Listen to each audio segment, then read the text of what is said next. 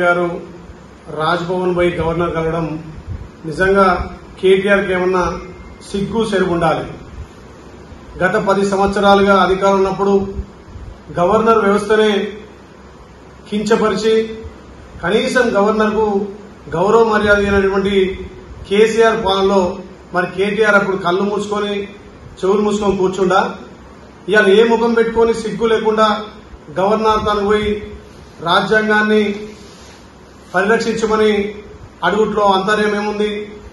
గత 10 సంవత్సరాలుగా కనీసం గవర్నర్ కు గౌరవ మర్యాదలు ఇవ్వని మీరు ఏ ఒక్క ఎంపీకి గాని ఏ ఒక్క ఎమ్మెల్యేకి గాని కనీసం గౌరవ మర్యాదలు లేవు. ప్రోటోకాల్ల ఇబ్బంది పెట్టినటువంటి మీ ప్రభుత్వం ఇవాళ పార్టీ ఫిరాయింపులు చేస్తామంటున్నారు. మరి గత 10 సంవత్సరాలుగా మీ అయ్య కేసీఆర్ గెలిచిన ఎమ్మెల్యేలను అదే రాజ్భవన్ లో పక్కపాట్లో గెలిచిన ఎమ్మెల్యేలను అదే రాజ్భవన్ లో తీసుకుపోయి మంత్రులుగా చేసినప్పుడు మరి నీ తెలివి ఎక్కడ పోయింది? ఇలా పక్కపాట్లలో వచ్చి స్వచ్ఛందంగా పాటలు చేరుతుంటే ఇలా రాజ్యాంగం పరిరక్షించమని అంటున్నావు, రాజ్యాంగాన్ని తుంగలో దొక్కిన అంటున్నావు. మరి నీ సిగ్గు సరే పెట్టిపోయింది. ఇలా స్వచ్ఛందంగా చేరుతున్నారు. ఆ రోజు మా కాంగ్రెస్ పార్టీలో చేరినటువంటి పక్కపాట్లో గెలిచినటువంటి ఎమ్మెల్యేలను తీసుకుపోయి మీ అయ్యా మంత్రిగా చేసినప్పుడు నీ తెలివి ఎక్కడ పోయింది? కనీసం మీ 10 ఏళ్ల పాలనలో ఏనాడైనా మీరు గవర్నర్ ను గౌరవించిరా?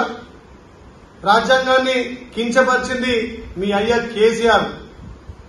ఇలా హైదరాబాద్ ను మీరు డ్యామేజ్ చేసిరు. హైదరాబాద్ లో ఈ గెలిచిన 7 నెలల్లో లా అండ్ ఆర్డర్ గాని అన్ని విధాలా కూడా ఎంతో చక్కగా ప్రజలు నిమ్మలంగా ఉంటే హైదరాబాద్ ప్రజలు మళ్ళొక్కసారి అలజడి సృష్టించాలని చెప్పి కేటీఆర్ మాటలు ఏ రకంగా ఉన్నాయో తెలంగాణ ప్రజలు గమనిస్తున్నారు.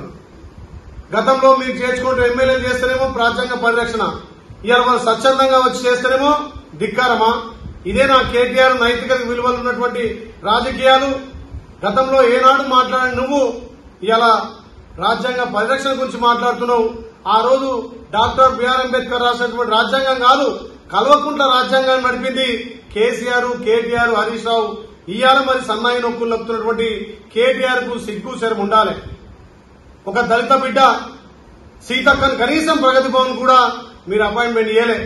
ఒక గద్దర్ను 3 గంటలు ఇలా ప్రజాభవన్ ను పోకుండా కూర్చోబెట్టి ఇలా సెక్రటరీ పోకుండా కూర్చోబెట్టిన ఘనత మీ అయ్యా కేసీఆర్ ది.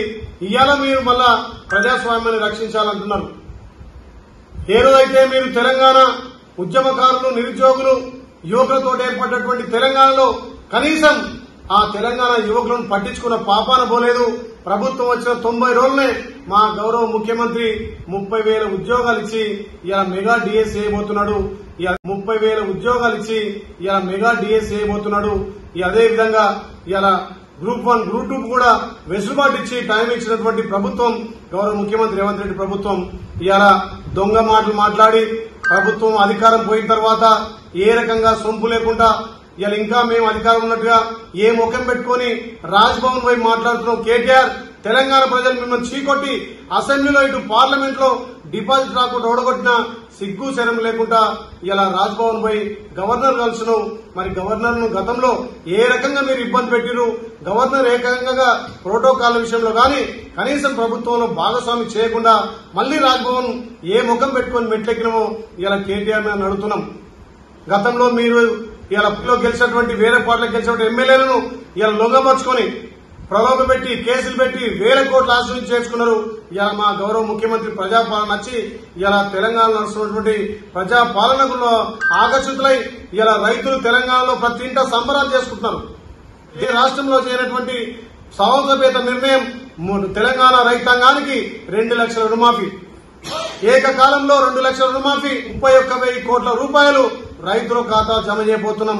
మొదటి విడతగా మొన్న 18 తారీఖు నాడే 12 లక్షల కుటుంబాలకు సుమారు 7,000 కోట్లు ఇలా రైతుల ఖాతాలు వేసి తెలంగాణ రైతాంగాన్ని పండుగ చేసినటువంటి గౌరవ ముఖ్యమంత్రి మీద మీరు విమర్శ చేసేది మళ్ళొక్కసారి ఇలాంటి చౌకటి వారి ఘటనలు కేటీఆర్ కనుక చేస్తే మిమ్మల్ని తెలంగాణ ప్రజలు రాళ్లతో కొడతారు. తస్మాత్ జాగ్రత్త అని చెప్పి ఇలా హెచ్చరిస్తున్నాం.